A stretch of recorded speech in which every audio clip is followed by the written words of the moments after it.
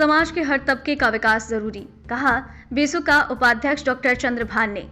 आज दोपहर में जिला कलेक्ट्रेट के सभागार में 20 सूत्री कार्यक्रम के क्रियान्वयन की समीक्षा के लिए जिला स्तरीय बैठक का आयोजन हुआ। बेसु का उपाध्यक्ष डॉक्टर चंद्रभान की अध्यक्षता में आयोजित इस बैठक में 20 सूत्री कार्यक्रम के अंतर्गत हर साल 2021-22 में लक्ष्यों के विरुद्ध अर्जित उपलब्धियां और साल 2022-23 में मई 2022 तक अर्जित प्रगति पर समीक्षा की गई। इस अवसर पर डॉक्टर चंद्रभान ने कहा, समाज के पिछड़े और गरीब तबकों को आगे लाने, उनकी उन्नति और विभिन्न योजनाओं का लाभ दिलवाने के लिए ही 20 सूत्रीय कार्यक्रम की शुरुआत की गई थी। राज्य सरकार प्रत्येक वर्ग को राहत देने के लिए सतत प्रयत्नशील है। बैठक में राज्य सरकार की फ्लैगशिप योजनाओं की अब तक की प्रगति की समीक्षा और इस वर्ष की कार्य योजना पर भी चर्चा की गई। जिला कलेक्टर आशीष मोदी ने जिले में चल रही विभिन्न योजनाओं की प्रगति के बारे में अवगत कराया। इस बैठक पर भी विभिन्न मांगों के जिला स्तरीय अधिकारी मौजूद रहे। भीलवाड़ा से नवभारत समाचार संवाददाता लोकेश तिवारी की रिपोर्ट। प्रगति तो बहुत की है, अब यही है कि सड़क हो, बिजली हो, मेडिकल हेल्थ। राजस्थान तो मॉडर्न स्टेट है और ये CMHO साहब बैठे हैं यहाँ।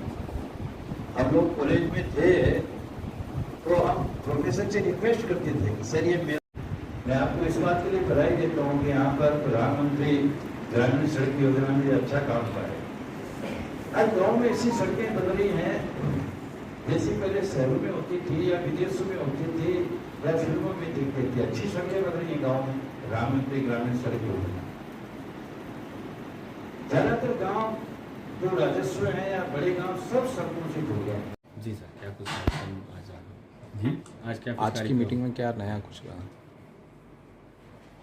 आज तो 20 सूत्री कार्यक्रम के आयोजन, क्रियान्वयन और समन्वय की जिला स्तरीय समीक्षा बैठक अभी यहाँ कलेक्टर साहब के सभागार में हुई और 20 सूत्री कार्यक्रम के जितने बिंदु हैं, मद हैं, हर एक की विस्तार से समीक्षा की और इसके साथ में राजस्थान सरकार की जो फ्लैगशिप स्कीम्स हैं,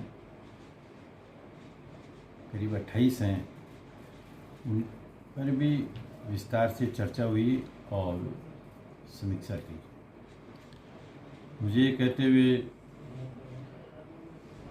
खुशी भी है और मैं पूरी तरह से संतुष्ट हूँ कि 20 सूत्री कार्यक्रम को भीलवाड़ा ज़िले में प्रभावी ढंग से लागू किया जा रहा है और ये ज़िला राजस्थान में 20 सूत्री कार्यक्रम लागू करने में अव्वल है और राजस्थान भी 20 सूत्री कार्यक्रम की दृष्टि से देश भर में अव्वल राज्यों में ही रहता है।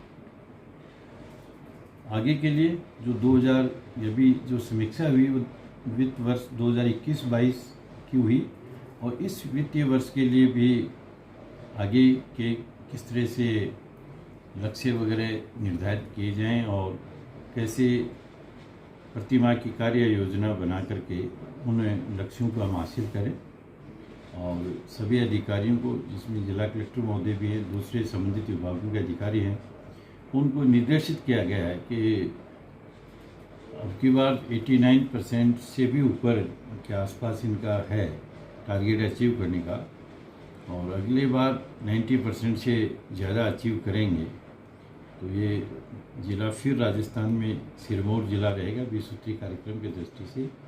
और ये कार्यक्रम तो आप देखते हो कि आम आदमी के जीवन स्तर को ऊपर उठाने का है, गरीबों की मदद करने का है, गरीबी को कम करने का है और विकास में उनकी हिस्सेदारी दिलाने का है। विशेष रूप से ग्रामीण क्षेत्र के लिए है और वहाँ बेरोजगारी दूर करने का कार्यक्रम है। तो निश्चित रूप से गरीब आदमी की मदद का ये महत्वपूर्ण कार्यक्रम है। इसको अच्छे ढंग से लागू करेंगे तो ज़्यादा से ज़्यादा ज़िले के लोग लाभान्वित होंगे और फ्लैगशिप स्कीम्स भी जो हैं वो भी जो गरीब वंचित तबका है, जो निर्धन लोग हैं, उनको उनके जीवन स्तर को ऊपर उठाने और उन्हें आम आदमी को महंगाई से राहत दिलाने के लिए मुख्यमंत्री जी ने कई सारी योजनाएं घोषित की हैं और उससे राज्य का विकास भी होगा और आम आदमी को रिलीफ भी मिलेगा। तो इन योजनाओं को यहाँ फ्लैगशिप का भी मैंने देखा कि ज़िले में बहुत अच्छे तरीके से इनको लागू किया जा रहा है और जो टारगेट्स राज्य सरकार की ओर से निर्धारित किए गए हैं, करीब करीब 1-2 की मैं बात नहीं करता, 1-2 स्कीम में, बाकी सब में उनको पूरी तरह से उन्हें प्राप्त किया गया। शिक्षा और रोजगार के लिए भी आपने सर बेरोजगारी सबसे बड़ा इशू आ रहा है, उसमें रोजगार उन्मुख के लिए अपन क्या करना चाह रहे हैं? देखिए, ये जो बेरोजगारी की समस्या है वो देश की सबसे बड़ी समस्या है, और युवाओं की दृष्टि से भी, और मैं कहना चाहूँगा कि ये जो गरीबी है ये भी उससे जुड़ा हुआ है। जब व्यक्ति को रोजगार मिल जाता है तो उसकी गरीबी दूर हो जाती है, और ये मुद्दा अर्थव्यवस्था से जुड़ा हुआ है। अब हमारे यहाँ संघीय व्यवस्था है, केंद्र की सरकार है और राज्य की सरकारें हैं।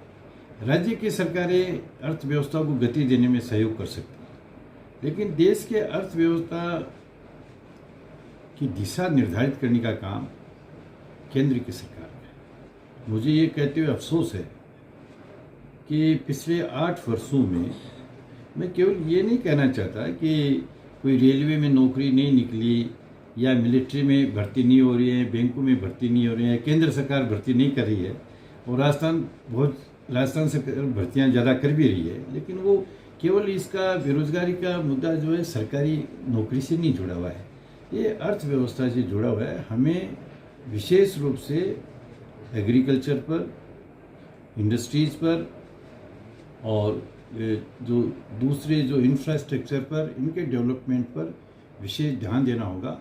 और हमारे देश के जो आर्थिक नीति इस तरह से होनी चाहिए कि जिससे कहें रोजगारोन्मुखी होनी चाहिए।